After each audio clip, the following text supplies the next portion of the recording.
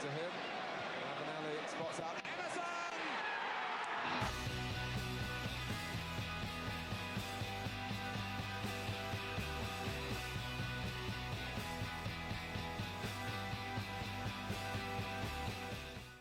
Welcome back to the Boro Breakdown Podcast with Jonny, Dana and Tom. We are the Boro Podcast that gives you the ins, the outs, the ups, the downs of Middlesbrough Football Club. And firstly, if you haven't already, please give us a 5-star rating on your podcast provider. Follow us on YouTube, and that helps us get found. It helps other Boro fans. If they're looking for a podcast, Boro podcast to follow, they can happily find us. But let's chat about the Boro. And well, Boro yesterday drew 1-1 at Kenilworth Road. A goal from Duncan Watmore saved Boro from a defeat against the Luton side, who are unbeaten in the last 5 games. Dana, I'm going to kick things off with you. Uneventful game yesterday, really. But how would you assess Boro's performance? It was. I mean, we weren't bad. We weren't great. It was just one of those sort of end of season games where I don't know. There wasn't much influence on the game. I mean, I know I said that Keenan Dewsbury Hall is their best player and was one to keep an eye out on. I don't think he had too much of an impact on the game yesterday, which I think probably played into the hands of just how the game panned out. And yeah, it was just one of those. It was just typical classic end of the season game, and I must admit during it I was probably more focused on the relegation battle at the bottom of the table, because that's some fight now. Next game at Derby Sheffield is going to be quite something. Oh yeah, it's definitely interesting, isn't it? I can't wait. To be fair, I'm debating, should I watch Middlesbrough against Wycombe on Saturday, or should I watch Derby versus Sheffield Wednesday? Just get it on split screen. Yeah, I was thinking that, isn't it? It's all on Sky, isn't it? Like on the last day of the season. But Tom, we'll chat about the Boro. I know you don't really want to, but there was no Chuba Akpom yesterday. Warnock saying he didn't want to waste his time. Were you surprised with the exclusion of Akpom? A little bit, yeah. Mainly because like when he has been getting a bit of a chance over the last few games or so, and he's done okay. He has had some good moments in those games, and it seemed like he was going to get the majority of the games in the running. But it just seems like we set up in a different style yesterday that warranted kind of free, kind of 2 wingers and a false 9 up front, and Warnock came out afterwards and kind of explained the lack of a striker in that formation. So I can kind of understand it there, but yeah, I think going into it, I was a little bit surprised that he wasn't in the team at all. Yeah, were you surprised by Warnock's comments saying he didn't want to waste his time either? Yeah, I mean, I found them a bit strange. I think I've always kind of say, like, we're not elite sport people. We don't kind of see what's in the background. We don't know the relationship between them two, and kind of how those words would be taken, if they're meant to motivate or if there actually is anything else behind it. Yeah, it seems a bit odd kind of from the outside looking in, but I guess there's a lot of stuff we don't know. Yeah, it is a strange one, I think, especially when he was saying that, okay, I want to play Coulson a lot more, and then he only going to really give him 8 minutes. So, do you think Warnock's telling a few porkies there? Do you think he's trying to cover something up? I mean, given that Coulson only had 8 minutes, had no real time to influence the game at all, do you think Warnock's trying to cover something up a little bit there? I don't know. I mean, he sort of made it known that Chuba Akpom wasn't necessarily his. Well, I say it wasn't his signing. He basically ticked it off, but he's insinuated. I mean, I can't remember the quotes directly, what he said exactly, but he's insinuated at the very least that Chuba Akpom, they might have got it wrong with him. And that's not a great confidence booster if you're Chuba Akpom. And I mean, as fans, we can see that he doesn't really suit the way that we play. So it's an interesting one with Chuba. I wouldn't actually be surprised if we let him go in the summer. I don't think that, obviously with Brayton Fletcher gone, I think we could start the season with a completely new strike force, because there's already question marks over Chuba, and he's only just walked into the room, hasn't he? So I feel sorry for him, but I think it's quite obvious that he just doesn't fit the system. Yeah, it's not that. The thing is, when we say he doesn't fit the system, when I watch Middlesbrough play, it's very, very difficult for me, because not difficult. Well, it's quite difficult to watch at times, but difficult for you. It's difficult for me, but it's like, because I like professional, not professional football. Well, I do like that, but it's possession-based football, That's where I kind of prefer football. When I watch the Manchester City, that and Spanish football and Belgian football nowadays, it's becoming a lot more possession based. But when I watch Boro and watch the likes of Akpom, we don't really play to their strengths at all, and it's quite frustrating to watch really, because when you see the likes of Balassi, Cabano, and Watmore up front, and we've seen teams recently where we've at Manchester City, Arsenal for example, where they're not playing with a recognised centre forward, but we're not really playing at the strengths. Do you guys think that Boro playing at the strengths at all? Because it seems like to me that we were hitting the channels and not really doing much with it. I don't think we were playing to the strengths at all. I think we set up in a certain way to counter Luton's strength by kind of having three non-strikers up in attack. But I don't. When we've been playing like Balassi and Watmore up front, not that they don't kind of get a lot of things right and do a good job and give good effort up there, but they're not natural strikers. I'd prefer to see them on the wings and actually being able to, get some crosses in or cut in and create some chances. But obviously we're limited in our striking options anyway. And I think if you were to kind of give Coburn the start yesterday, we'd have had to put in kind of a lot more crosses, and that might have played into their hands a little bit more. So yeah, it's not great to watch, but at the moment with the limitations of the squad, I can kind of understand why we're doing it. Yeah, well, to be fair, it could potentially work. It can work in Boro's favour if we play at feet, and when we did at times, we were getting the low cross in. There was good movement. There was some good interlink play when we had the ball at times, but the overall play I think it was a little bit slow. But Dana, would you echo Tom's thoughts there? Do you think that we actually would not really play at the strengths at all? To be honest, if we're going to play that type of system. No, we're not. And there's a comment here from Tony Guest on the stream saying the way that we play, any striker will look poor. And it's true. It's true. I mean, we do, when I look back at the full 90s from the Rotherham and the Sheffield Wednesday game, we're all too safe in midfield, which I guess is fine. I think the one thing that I've known from Neil Warnock, or one of the things I've known from Neil Warnock so far, is that he plays conservative in our own half, and he doesn't like to see players take risks in our own half, which I think is why he didn't really like Patrick Roberts. He didn't really seem to rate Patrick Roberts. Mind you, his fortunes haven't gone particularly greener at Derby either, but we do play it along the back, but then we give it back to the keeper and then punt it upfield into the channels, or you'll see Matt Ball as the main culprit of this, where he'll knock it into the channels as well. And there's just, that's fine, but there's just no movement. Yeah, it seems like we do it to try and reset. So like when we've got nothing on or it's too static going forward, we'll just go, right, okay, we'll hit the channels, we'll try and get up the pitch as much as we can, put a little bit of pressure on, and then we're in a organised position for us so we can't get counter-attacked at that time. And for me, I would much prefer it if we just kept the ball, be a lot more patient with it rather than try to just hoof it long into the channels. But we did make a couple of changes yesterday, Dana, and Hayden Coulson came back into the side, and his position, he was quite flexible. He was from left and playing on the right as well. But how would you rate his performance yesterday? Because he hasn't really been in the squad much at all, has he? Yeah, he was okay. He wasn't great, he wasn't bad, but again, like I said at the top of the show, I don't think anyone had too much of an influence on the game from in terms of in midfield and in attack. I mean, Cabano in the first half was probably the one that could have influenced the game as a whole. You could see when he was one-on-one with Cal Naismith, that was probably where Boro should have targeted in the second half. But Coulson, I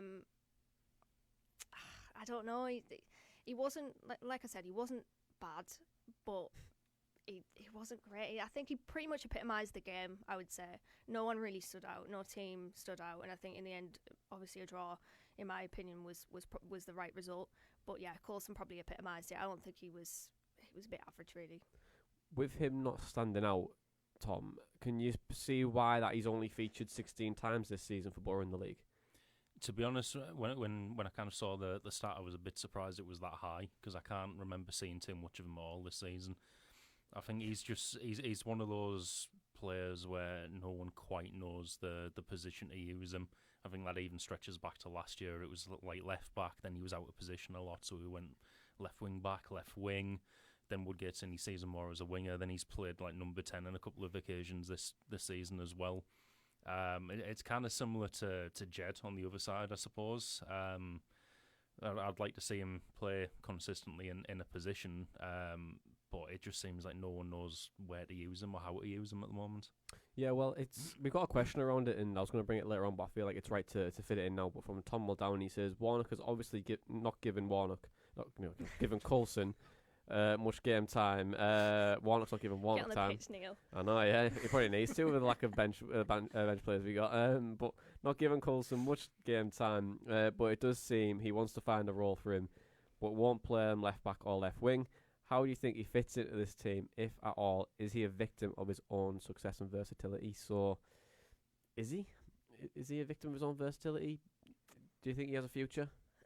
Maybe. I mean, I don't think he was necessarily so versatile until he came into the team. I remember when he was obviously brought into the first team fold in pre-season in Marbella under Aitor Karanka, and at that point I think he was left back. He was just straight up left back, so he seems to have obtained quite a few positions since then and been played in a number of roles. I completely agree with Tom when he says he's similar to Jed in that he's just not found his place in the team yet. And I remember a couple of podcasts ago when you asked me, Jonny, about his future, and I said I just can't see it being at Boro, and the reason for that is because of his age. He's 21, 22, I think, something like that, either one of those two ages.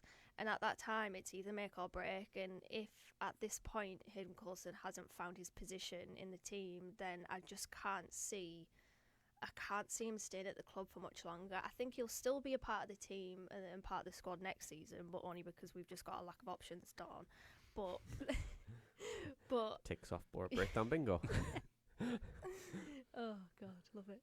But yeah, I think it's been a bit of a struggle for Hayden Coulson. He's got some good attributes, I'll say that. I think dribbling wise, he's very bright and energetic, but he just needs to harness it in one position.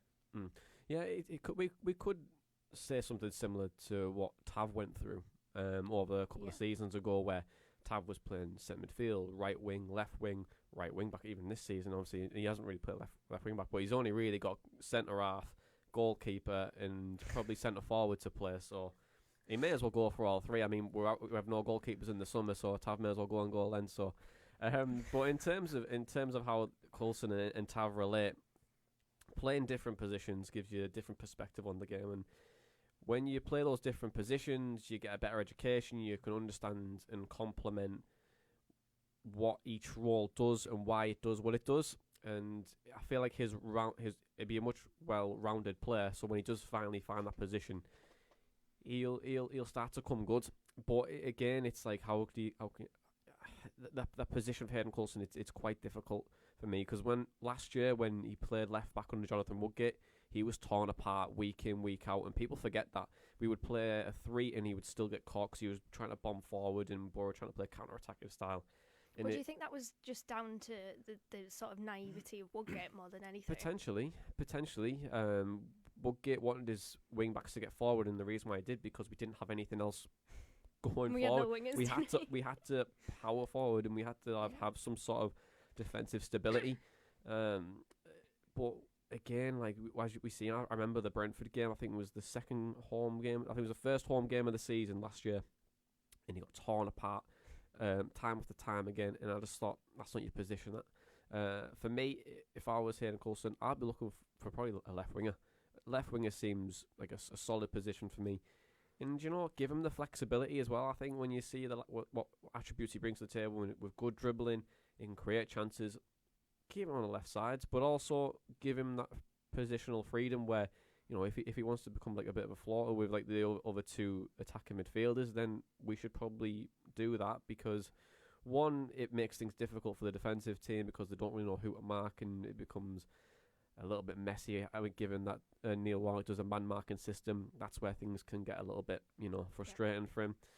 And hopefully he can create more chances with that, and Boro can play to feet more than try and knock a ball in the box and no one try to gamble on it. When I was saying last week around crosses and low crosses, and why I would potentially opt towards it more, is because this year, I've said on the majority of the podcast, well, pretty much all season, that our strikers do not gamble. They'd never gamble. They're always very static, and the reason why they're static is because they're sick of the ball going over their heads and not trying to gamble, and that will essentially have a domino effect on them not in the gamble. If we were to have a low cross, we're playing against teams that are, have 6'4" defenders, which is historic in the Championship. It's going to create that chance, and someone's going to probably gamble more. And you've got Duncan Watmore. Yes, he scored a header yesterday, and he's like 5'1", 2, 4'7" or something, whatever he is. You know what I mean? So he had a good header yesterday. Took a deflection. He found space. He gambled in that space. But overall, like majority of our crosses, they probably should be on the ground. But in terms of going back to Coulson, I think he has a future. His position for me is left wing. Give him that freedom role, and I feel like we might see the best out of him. But whether we do or not, who knows? Well, I mean, that's what I'd say with Jed. But on the other side, I don't see Jed's future being even a wing back now. I think it's probably more right wing. I don't know what you think about that, but I think for me, Jed's future is probably right wing. I don't think he has enough quality there. I think he's a good talent. I think right back or wing back position is probably position. He has the way he tackles players, and when he wants to. Well, our Boro fans will probably say he has a really bad attitude problem, but they've never met him. So and then zooms in on his on his bag or something. Defensively, he has that rash defensive player like Wan-Bissaka does a little bit, but it's not a good quality in comparison to it. Like Wan-Bissaka's a completely different level, but the way he's quite rash, it reminds me of that. So for me, I think Jed's a wing back or a right back, but he needs the protection there from his centre mid, or he needs an experienced centre half with him to get the best out of him. I seen something this week that there was rumours that Jed Spence was 5 million plus to a couple of different clubs in the Championship and even a Premier League club. So is that a good deal? Would you take 5 million for Jed Spence, Tom? Probably at the moment. I think it goes back to kind of what I said about Coulson and Spence and them not kind of having a nailed down position in the team. I'm not entirely sure they fit into this system kind of too much at the moment, and 5 million plus for someone who might not get as much game time as he has this season, next season, it'll do a lot for us in the summer. Yeah, I mean, like if you get 7 million for Jed Spence, I think I would take it as well. I mean, he's only really had 1 year as a professional footballer, 1 full year, and getting 7 million for that, 5 to 7 million. Clubs pay for potential, don't they? That's what. Well, absolutely they do. Absolutely they do. And I was going to go back to the Wan-Bissaka point because I feel like someone will be like, "Why do you think Wan-Bissaka?" Like we're saying, Wan-Bissaka has no attacking qualities in terms of getting the ball in the box. Jed doesn't either. You know what I mean? And with that rash defensive player that he has, that's where I kind of see the similarities. But in terms of comparing them, there's absolutely no comparison. Wan-Bissaka's way up there. Last season, even when Neil Warnock came in, there was a game against Stoke. He marauded in field, and I do think that he does have the qualities to be a right winger. It's just that he's not showing it. And there was a clip that I put on Twitter last season where I can't remember who it was against, but there was a winger, that was going into the box, and he absolutely belted back. You don't really see that now, so it's a question of is his hunger gone? Does he think he's made it? Maybe. I mean, I don't think that Jed is a lost cause. I just think he needs to realign himself, and I think he might need a little bit of a step back to step up, and that's why I think a loan deal is probably best. But I mean, if you're talking 5 to 7 million, then that could go to that could rebuild half our squad. Could go for a striker. So yeah, we'll pay 7 million for a striker, and the next thing you know, he'd be the worst thing since I don't know, but British Somberlonger 2.0. Yeah, I can't. But again, I think the 7 million. Yeah, it's a good fee. I agree with you to some extent. Then in terms of his attacking player, but then it comes back to Coulson, Spence, Tav, these younger players coming through, not finding the position. You can't. Versatility's great, but you do need to have that one thing, that one position. That's where you'll probably strive. That's where you probably get better out of it. I think if you have your finger in too many pies, it's quite thin, isn't it? So you're not good at. You're all right at everything, but not good at one certain thing. Do you know what I mean? I think the big thing for both Coulson and Spence, and this is for future potential for them as wingers. I'd want to see them improve the quality of their crossing, because I think for both of them, they don't have as much quality as some of our other players.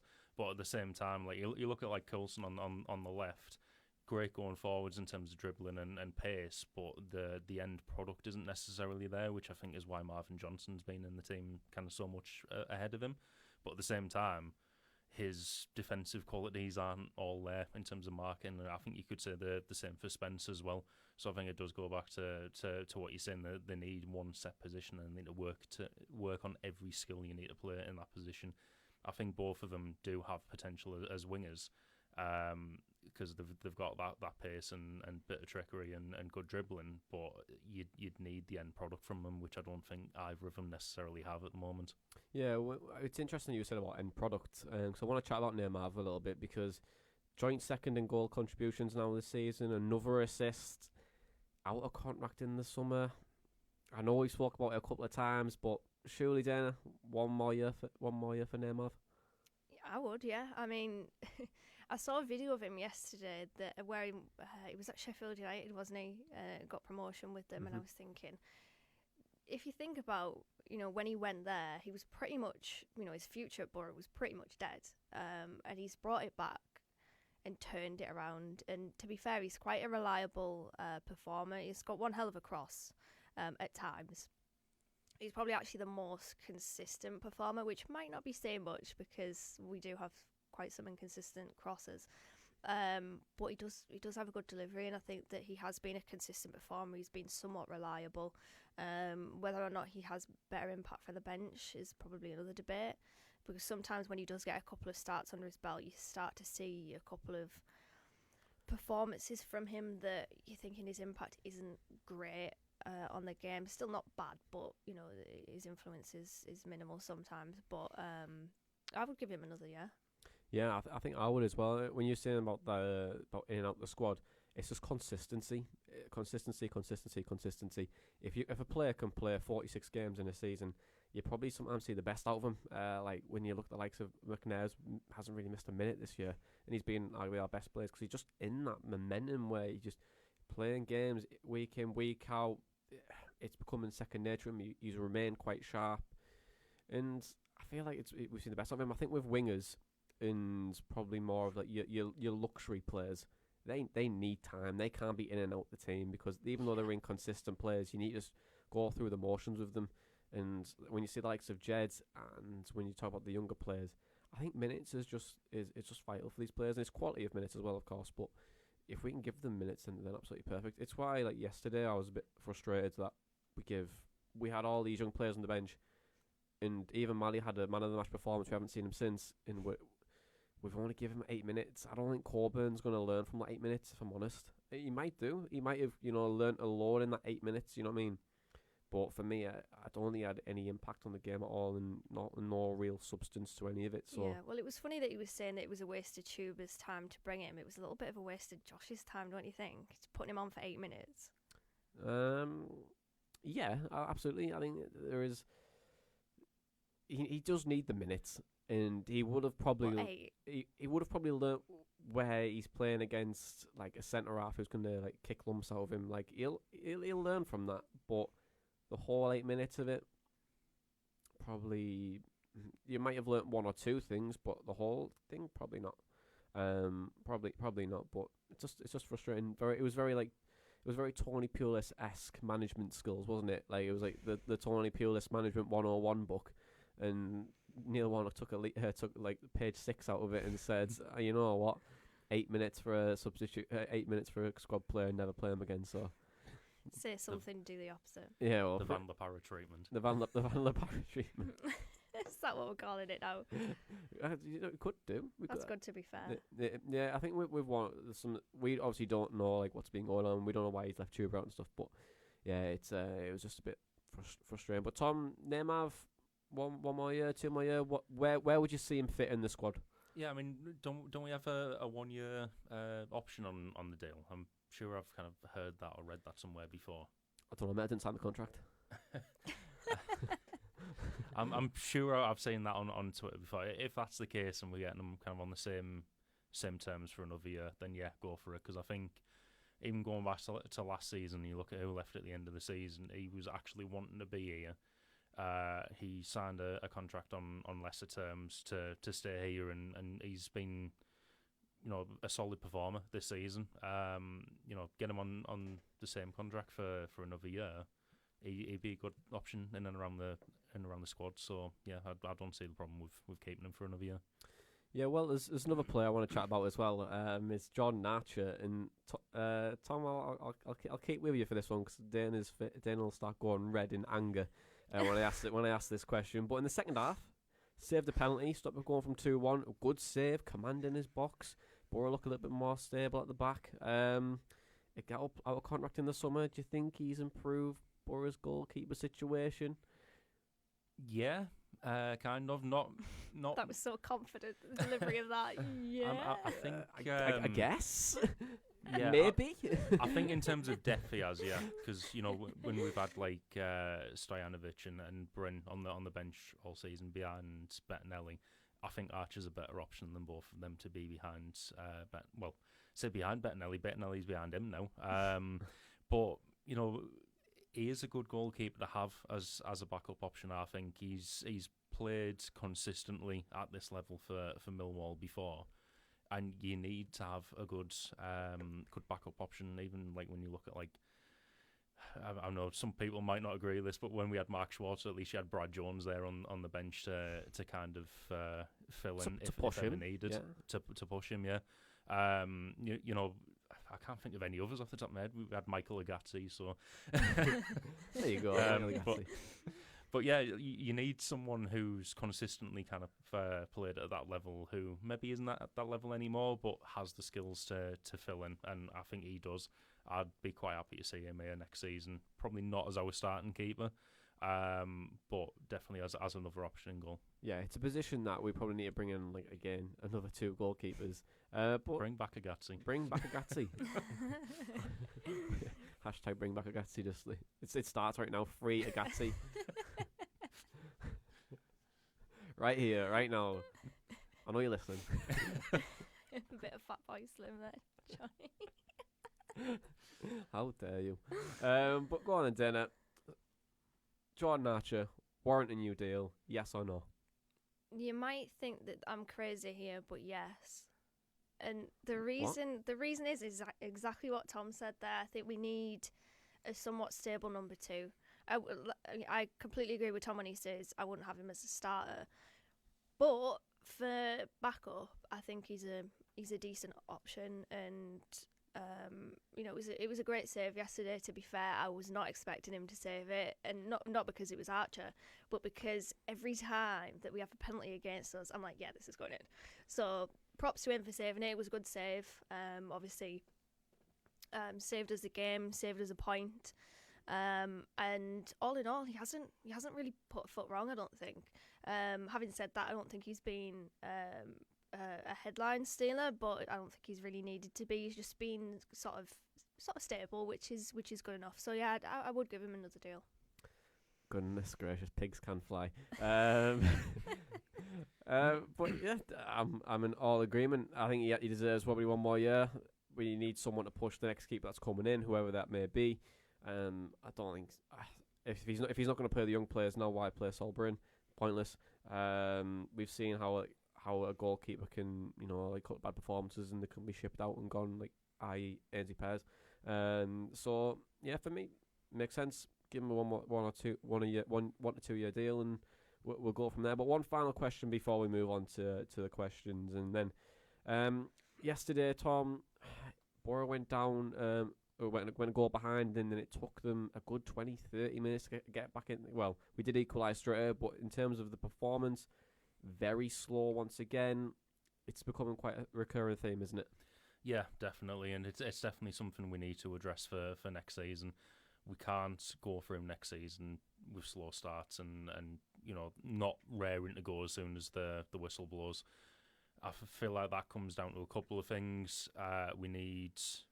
Obviously, we need more players in the summer, but we need players with the right attitude who are kind of raring to go right from the start. And I think also having a full pre-season this year is going to help. Obviously, last year we only had 4 to 6 weeks or something.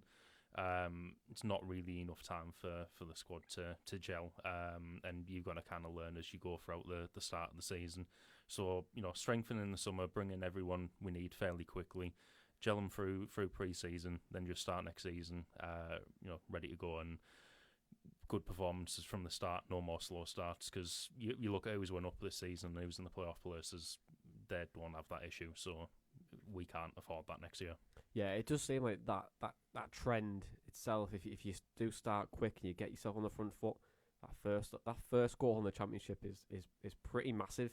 And it's because the reason why I say it's massive is that a lot of teams, once they get ahead, they become very hard to break down. It becomes quite rigid, but the Premier League is still very, very open, and because the quality's there. But in terms of our division, the quality might not be as rich, but it's still, we need to get on that front foot a little bit quicker. But there's a couple of things where you could do doing that. We'll probably go into it on our season review show next week, where we'll probably break this down in more depth. But for me, I think it's a mindset issue. Is Warnock doing enough to get these players motivated before the game?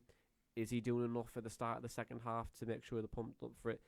There's a couple of things which I'm reading a book at the minute called Winners by Alistair Campbell, and Sir Clive Woodward had, when he was manager of the England rugby team, he noticed that the team would start off very slow in the second half.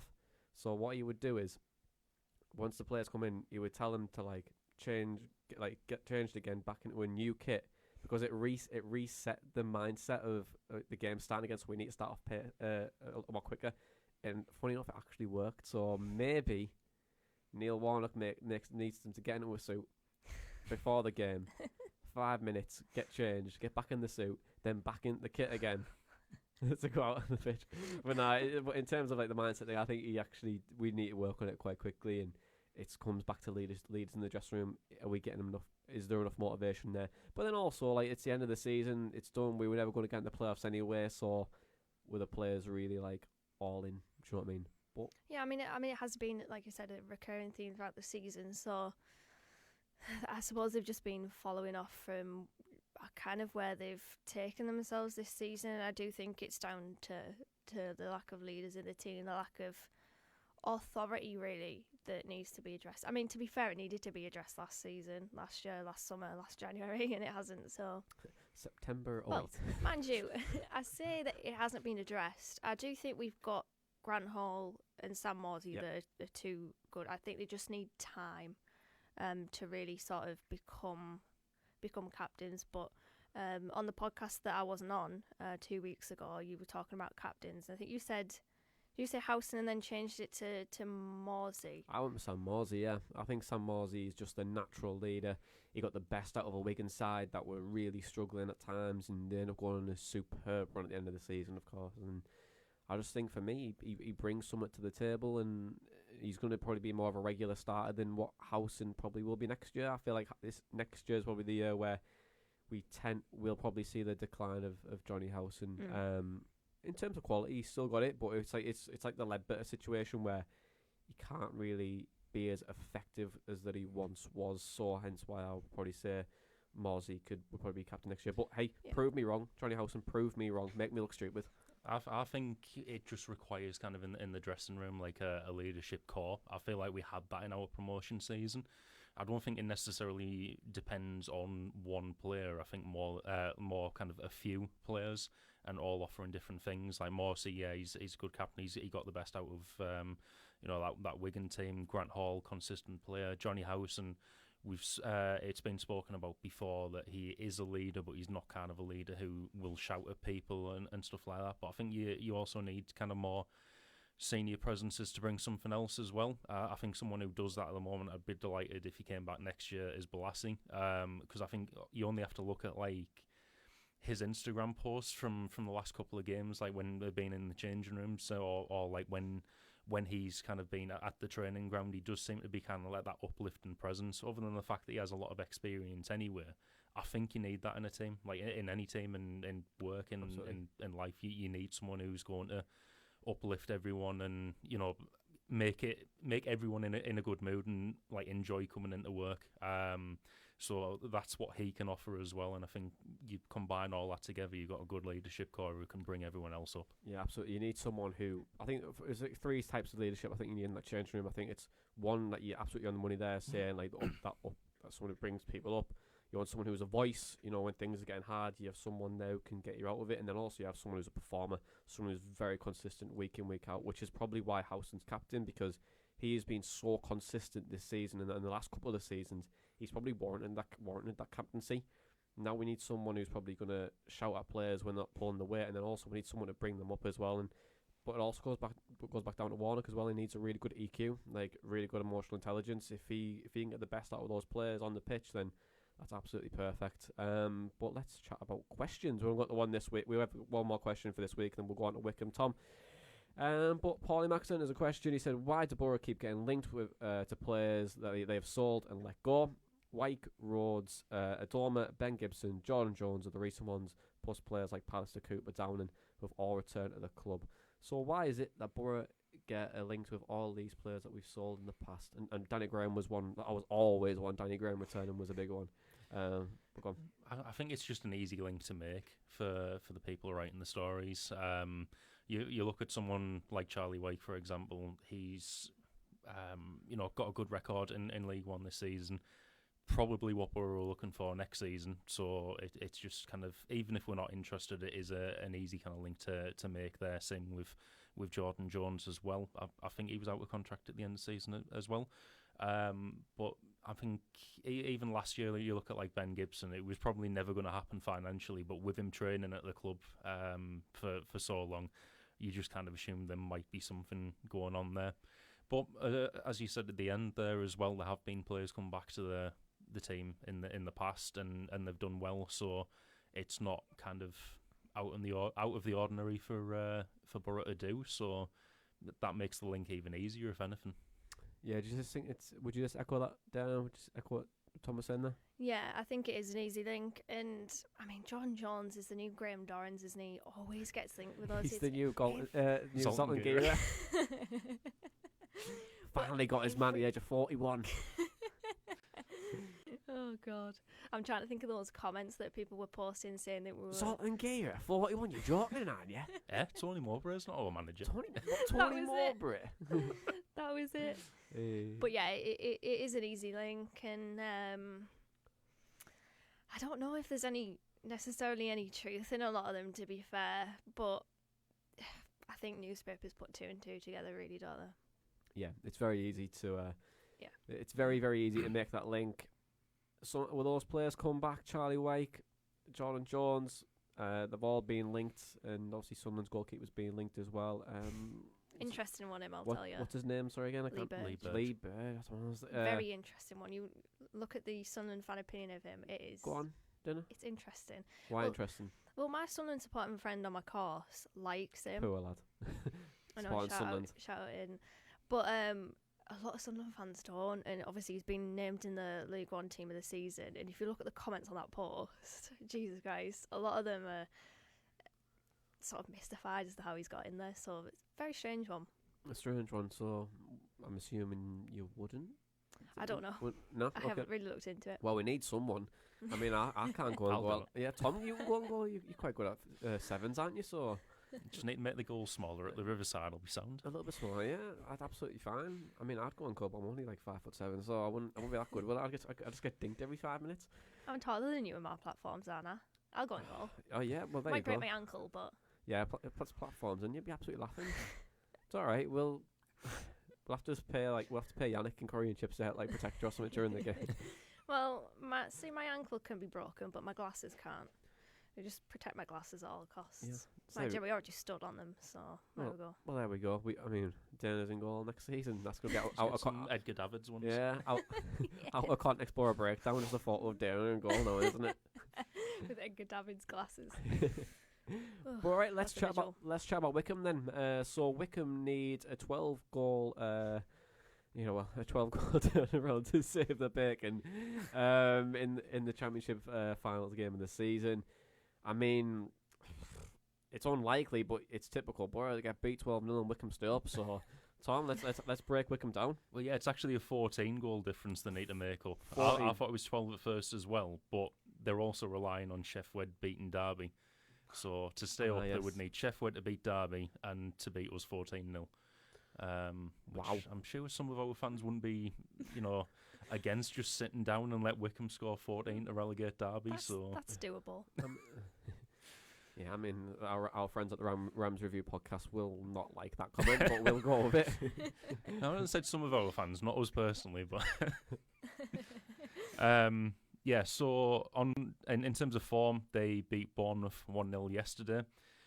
So cheers to Jonny Woodgate for letting my bet down. Before that, it was lying. It wasn't just him, in fairness. So,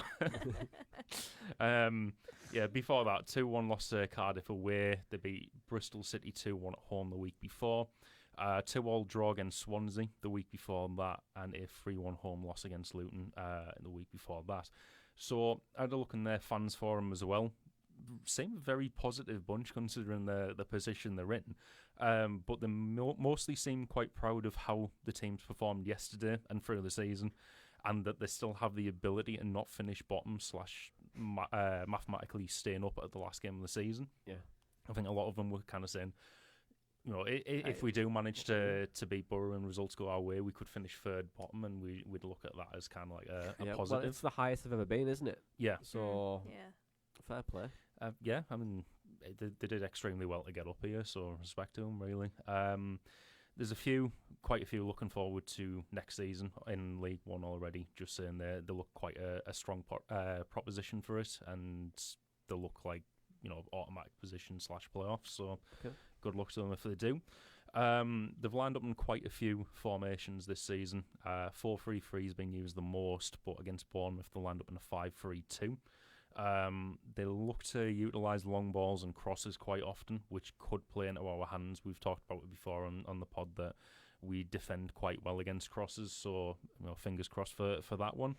They are weak against defending set pieces though, and from defending attacks from the wings. So, based on the last few games with Balassi and Cabano and the delivery they've had, that could potentially work really well for us and play even more into our hands. Their danger man, plus top scorer, Ikpeazu, who was, of course, on my transfer wish list a few weeks ago. He scored 6 goals, including 1 yesterday against Bournemouth, and, of course, 1 against us as well. He did bully McNair a bit at their place, so he's probably one to look out for next week as well. Yeah, it was a lovely little Megs as well, didn't it, when he put it through McNair and through Paddy, and quite disappointed as well that we're not going to be able to be in the stadium to see Akinfenwa play live at the Riverside. Yeah, he's up there with when we didn't see Zlatan play at the Riverside in the Premier League. It's that same level. So yeah, I mean, scored his first championship goal last week, didn't he? For that penalty. What was it? Didn't he say there was a song in his head where he was running up to take a penalty? It's gonna annoy me. I don't know, but that is fantastic. If so.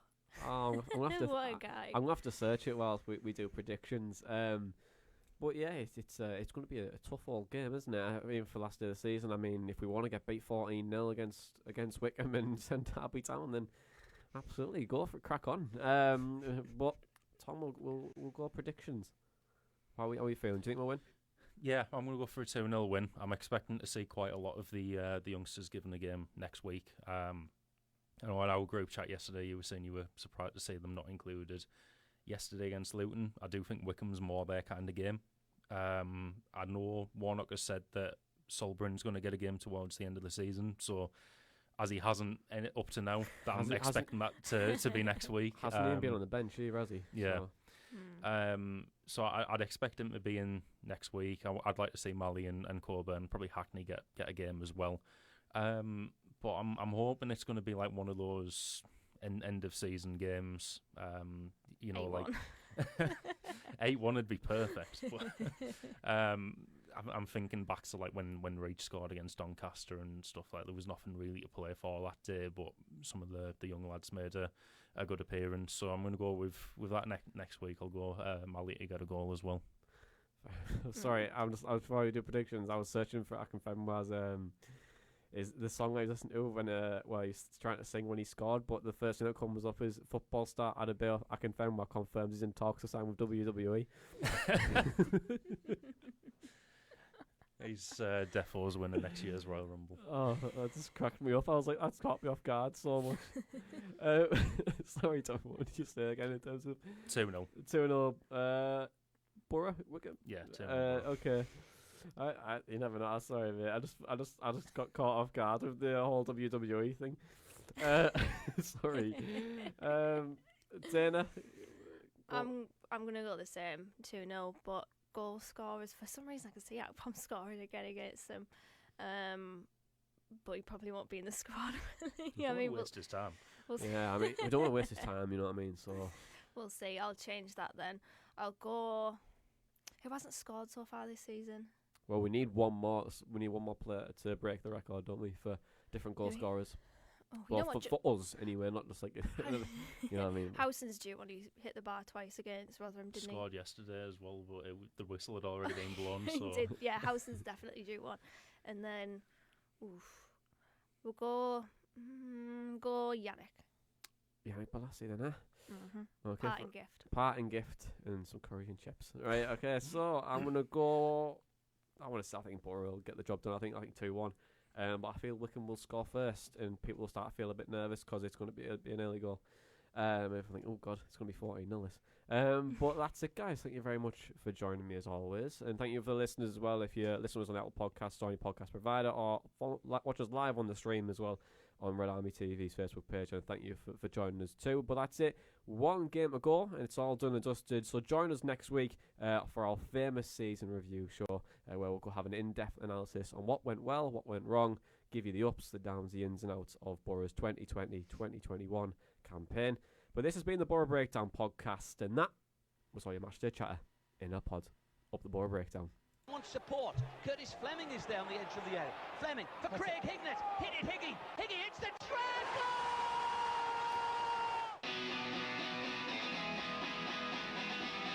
Ravanelli coming alive again. Juninho wants the ball played to him. Ravanelli spots out.